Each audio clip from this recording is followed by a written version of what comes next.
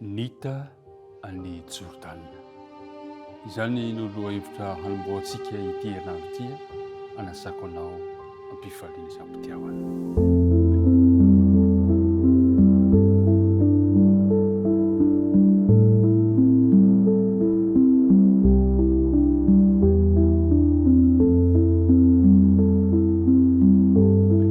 Valy miarabantsika namana rehetrarehetra indray tafahoana soamantsara amin'izao anio izao. Miaraba antsika rehetra amin'ny anaran'i Jesosy Kristy Tompo ary tonononao antsika maharitra ny hatrany ny fiadanana anio aminao sy ny ankohonanao. Dia hiaraka hivavaka isika raha hanomboka izao fiaraha-midinika izao. Andriamanitra rainay any an-danitra misaotranao izahay noho ny fitiavanao anay, noho ny fitantanana indray ka natafaray anay, natafahoana aminay amin'izao anio izao hiaraka handinika ny teninao. Mamela ny helokay ary mamindrafo aminay mandrakariva ary aoka ny fanahinao masina no arotsaka aty amponay ka mampianatra anay taridalana izao fiaraha-midinika izao. Naran'i Jesosy nangatana ny vavaka. Amen.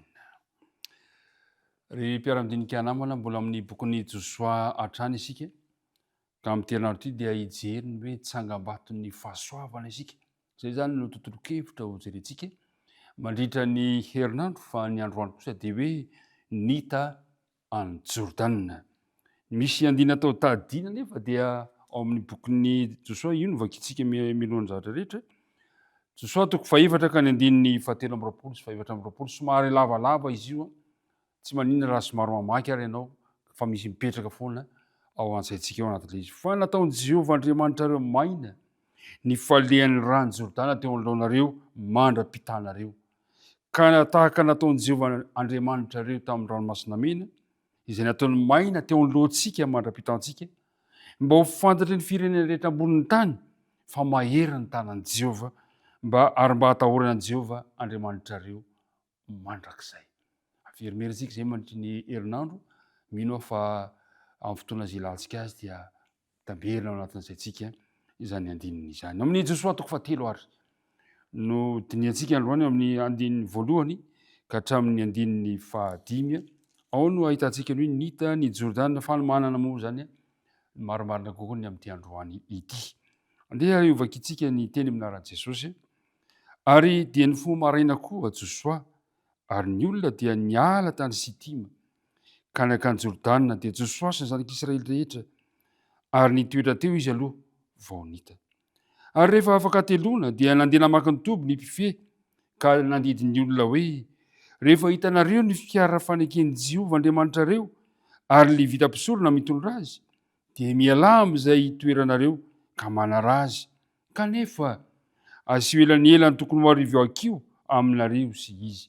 Fa aza manakaiky azy mba ho fantatrareo ny lalana izay mety alehanareo, fa tsy mbola nalehanareo akory izao lalana izao. Ary hoy Josoa tamin'ny olona, manamasina ny tenanareo, fa rahampitso dia hanao fakakana eo aminareo Jehovah. Tonga amin'ny fotoana izay iampitana ny Jordana ireto vahoakan'Andriamanitra. Jordana moa tsara mba manamarika amintsika efa nidikiny hoe Jordana dia hoe pidina. Midina zany hoe toerana ambany zany. Ny halavan'izy io dia eo amin'ny 200 kilometatra eo ny halava, lava zany. Ary voalaza amin'ny tantara fa ny ity olon'ny Jordana ity, lohan'ny Jordana dia mafana izy io, ary ilay amin'ny fotoanan'ny fahavaratra dia mangotragotraka mihitsy izany olon'ny Jordana zany, ary eny amoron'ny eny dia misy kritrala tsara tarehy. Zay zany ny tantara kely mikasika an'ity olon'ny Jordana ity. Fa eto dia miresaka tsika zany amin'ny hoe hitana ny olon'ny Jordana, misy fampiomanana nasaina nataon'ny zanak'Israely eto amin'ny andininy. Kanefa mialohan'izay dia misy zavatra anankiray somary manaitra amin'ny andininy 7, dia nandidy ny olona Josoa hoe, rehefa hitanareo ny fiara faneken'i Jehovah Andriamanitrareo, rehefa hitanareo ny fiara faneken'i Jehovah. Eto zany no azo lazaina hoe samy ny resahana momba ny fiara faneken'i Jehovah ao amin'ny bokin'i Josoa. Talohany io dia ny fitantarana ny amin'ny tontolo-kevitra amin'ny fitoerana masina no ahitantsika an'izany fiara fanekena zany.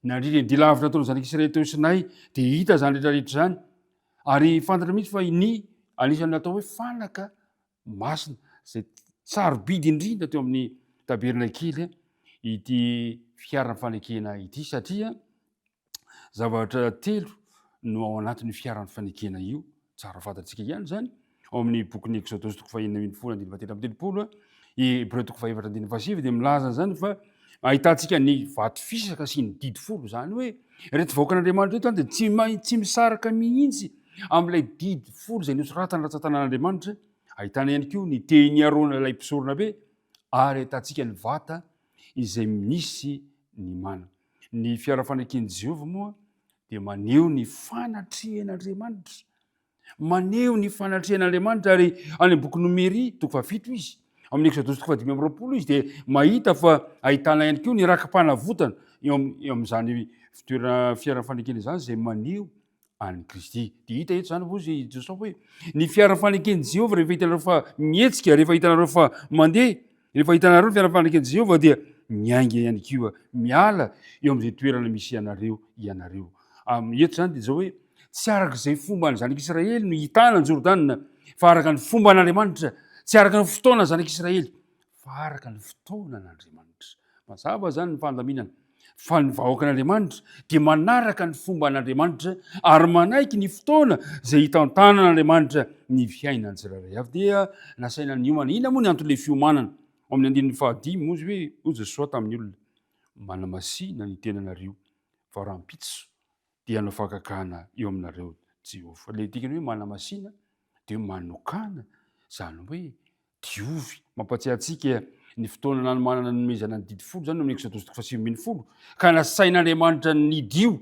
ny vahoakan'Andriamanitra satria niatrika le fotoana manokana nasaina nanokantena niala amin'ny fahotana miala amin'ny faharatsiana zay ny heverino tsy madio teo amin'ny fomba-piainany reto vahoakan'Andriamanitra reto ry mpiara-midinika namana tena ilaitsika ny fiomanana de midika hoe matoky mametraka fitokisana ampelantanan'Andriamanitra ianao ary ny fitokisana zany teny fikasan'Andriamanitra zany de hery lehibe antoka ao antsika amin'ny hoavy rehetra ry mpiara-midinika isika ihany koa de misy Jordana zay hitantsika ny Jordana moa de ony lehibe anankiray ary ny rano dia anehoana ihany koa ny fiainako ny fiainanao nandray izy io mba tony ihany nandray izy io misamboaravoara kanefa tsy maintsy hidiranao tsy maintsy hitanao ary zay indrindra no tsy maintsy hiomana antsika zay indrindra no tsy maintsy hametantsika n'Andriamanitra eo alohantsika tahaka ny voakan'Andriamanitra rehefa hitanareo fa mandeha ny fiara fanekeny Jehova de mialao toerana misy anao zany hoe aoka Jehova no elo lalana amintsika mandrakariva